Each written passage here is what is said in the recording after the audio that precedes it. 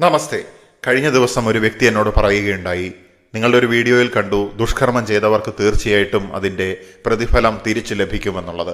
അപ്പോൾ സൽക്കർമ്മം ചെയ്യുന്നവരുടെ കാര്യം എങ്ങനെയാണ് എന്നുള്ളത്.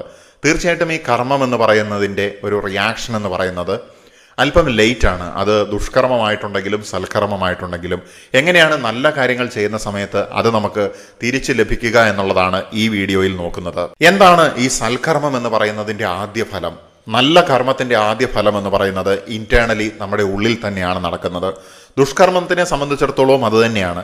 ദുഷ്കർമ്മം ചെയ്യുന്ന സമയത്ത് പതിയെ ആദ്യമുണ്ടാകുന്ന എഫക്റ്റ് നമുക്ക് പുറമേ കാണാനായിട്ട് സാധിക്കില്ല, ഉള്ളിലാണ് കാണാൻ സാധിക്കുന്നത് എന്നുള്ളത് ഞാൻ പറഞ്ഞിരുന്നു. അല്ലെങ്കിൽ അത് ചെയ്തവർക്ക് അനുഭവിക്കാനായിട്ട് സാധിക്കുകയാണ്. അവരുടെ സമാധാനം തകരുന്നു, അല്ലെങ്കിൽ ഉറക്കം നഷ്ടപ്പെടുന്നു. അങ്ങനെ പല രീതിയിൽ മാനസികമായിട്ടുള്ള പ്രശ്നങ്ങൾ ആരംഭിക്കുന്നു ആദ്യം. അതിനുശേഷം ഇൻസെക്യൂരിറ്റി ഉണ്ടാകുന്നു. പിന്നീട് അവരുടെ ജീവിതത്തിൽ അത് പതിയെ പുറത്തേക്ക് പ്രതിഫലിക്കുന്ന രീതിയിൽ നമുക്ക് കാണാനായിട്ട് സാധിക്കുന്നു. ഈ സൽക്കർമ്മത്തിൻ്റെ കാര്യം വരുന്ന സമയത്ത് ഇത് ചെയ്യുന്നതായിട്ടുള്ള വ്യക്തികൾ, നേരത്തെ ഞാൻ പറഞ്ഞു, ദുഷ്കർമ്മം ചെയ്യുന്ന സമയത്ത് സമാധാനം നഷ്ടപ്പെടുകയും നശിക്കുകയുമാണ് ചെയ്യുന്നതെങ്കിൽ സൽക്കർമ്മം ചെയ്യുന്ന സമയത്ത് നമ്മുടെ സമാധാനം കൂടുതൽ ശക്തമാവുകയാണ്, നമുക്ക് ശാന്തത ഉണ്ടാവുകയാണ്, നമുക്ക് പോസിറ്റീവായിട്ടുള്ള ഒരു ഫീലിംഗ് ഉണ്ടാവുകയാണ്. അതുകൊണ്ട് തന്നെ ക്ലാരിറ്റി ഉണ്ടാവുകയാണ്, സെൽഫ് റെസ്പെക്റ്റ് വളരുകയാണ്, നമുക്ക് നമ്മളോട് തന്നെ ബഹുമാനം ഉണ്ടാവുകയാണ്. നമ്മൾ ചെയ്യുന്നതായിട്ടുള്ള കാര്യങ്ങൾ അതിൻ്റെ വ്യക്തത നമുക്കുണ്ടാവുകയാണ്. ഞാനിനി എന്ത് ചെയ്യണം, എങ്ങോട്ട് പോകണം എന്നൊക്കെയുള്ള കാര്യങ്ങളിൽ നമ്മുടെ ഇൻഡ്യൂഷൻ കൂടുതൽ ശക്തമായിട്ട് നമ്മളോട് സംസാരിക്കുമെന്നുള്ളതാണ്. ഇപ്പോൾ ഉദാഹരണം പറഞ്ഞിട്ടുണ്ടെങ്കിൽ, നമ്മൾ വളരെ ചെറിയൊരു കാര്യം ചെയ്യുകയാണ്. അതായത് ഭക്ഷണം കഴിക്കാനായിട്ട് പണമില്ലാത്ത ഒരു വ്യക്തിക്ക് നിങ്ങളൊരു പൊതിച്ചോറ് മേടിച്ച് നൽകി. അയാളുടെ മുഖത്തുണ്ടാകുന്ന സന്തോഷം, അയാൾ അത് വളരെ കാര്യത്തിൽ പോയിരുന്ന് കഴിക്കുന്നു. ഇങ്ങനെയുള്ള ഒരു സംഭവം ഉണ്ടാകുന്ന സമയത്ത്, ഈ സൽക്കർമ്മം ചെയ്യുന്ന സമയത്ത് ആ സ്പോട്ടിൽ തന്നെ നമുക്ക് മനസ്സിന് ലഭിക്കുന്നതായിട്ടുള്ള ആ ഒരു സന്തോഷം എന്ന് പറയുന്നത് അത് വലിയ എഫക്റ്റ് നമുക്കുണ്ടാക്കുമെന്നുള്ളതാണ്. ചെറിയ കാര്യമാണ്, പക്ഷെ ആ ചിരി ഒരിക്കലും നമ്മൾ ചിലപ്പോൾ ജീവിതത്തിൽ മറന്നു പോകില്ല എന്നുള്ളതാണ്. ഇത് തന്നെയാണ് സൽക്കർമ്മത്തിൻ്റെ മനോഹാരിതയും അതിൻ്റെ സമ്മാനവും എന്ന് നമുക്ക് പറയാനായിട്ട് സാധിക്കും. ഏത് കർമ്മമാണെങ്കിലും അതിൻ്റെ ഫലം ഉടനെ തിരിച്ചു കിട്ടിക്കോളണമെന്ന് നിർബന്ധമില്ല. അത് പല കാര്യങ്ങളെ ആശ്രയിച്ച് കിടക്കുന്ന ഒരു കാര്യമാണ്. ചില കാര്യങ്ങൾക്ക് ഉടനെ തന്നെ പ്രതിഫലം ലഭിക്കും, ചിലതിന് വളരെ വൈകിയായിരിക്കും. പക്ഷെ ഞാൻ പറയുകയാണ്, സ്ട്രോങ് ആയിട്ടുള്ള പ്രതിഫലമാണ് ലഭിക്കുന്നത് എന്നുണ്ടെങ്കിൽ, അതായത് സൽക്കർമ്മമായാലും ദുഷ്കർമ്മമായാലും അതിൻ്റെ ആഴത്തിനനുസരിച്ച് ശക്തമായിട്ടുള്ള ഒരു മരം അല്ലെങ്കിൽ അത് വളർന്നു വരണമെങ്കിൽ, സ്ട്രോങ് ആയിട്ട് വരണമെങ്കിൽ സമയമെടുക്കുമെന്നുള്ളതാണ്. അത് കർമ്മത്തിൻ്റെ വിത്തിൻ്റെ ആ ഒരു അവസ്ഥ പോലെ ഇരിക്കുമെന്നുള്ളതാണ്.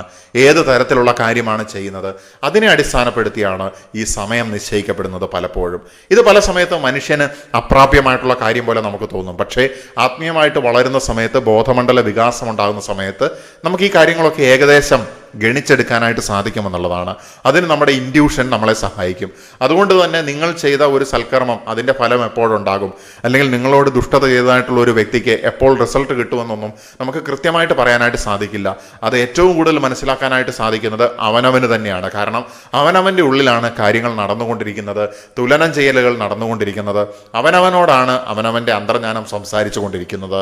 സൽക്കർമ്മം പലപ്പോഴും മറ്റൊരു രൂപത്തിലായിരിക്കും തിരിച്ചു വരുന്നത്. ഉദാഹരണത്തിന്, പല ആളുകളും വിശ്വസിക്കുന്നത് തങ്ങൾ ഒരാൾക്ക് നല്ലത് ചെയ്തിട്ടുണ്ടെങ്കിൽ അയാൾ നന്ദിയുള്ള ആളായിരിക്കും, തിരിച്ച് അയാളിൽ നിന്ന് നമുക്ക് ഉപകാരം ഉണ്ടാകുമെന്നൊക്കെ പലരും ചിന്തിക്കാറുണ്ട്. പക്ഷേ അത് അങ്ങനെയല്ല സംഭവിക്കുക. നമ്മളൊരു വ്യക്തിക്ക് നല്ലൊരു കാര്യം ചെയ്തു, ചിലപ്പോൾ ആ വ്യക്തിക്ക് ഒട്ടും തന്നെ നന്ദി ഉണ്ടാവില്ല, ചിലപ്പോൾ അത് ഉപദ്രവമായിട്ട് തിരിച്ചു വന്നിട്ടുണ്ടായിരിക്കും. പക്ഷേ നമുക്കിതിൻ്റെ ഫലം ഉണ്ടാകുന്നത് മറ്റു വ്യക്തികളിൽ കൂടിയോ മറ്റു വഴികളിലൂടെയോ ആയിരിക്കുമെന്നുള്ളതാണ്. കാരണം പോസിറ്റീവായിട്ടുള്ള എനർജിക്ക് ഒരിക്കലും നാശമില്ല എന്നുള്ളതാണ്.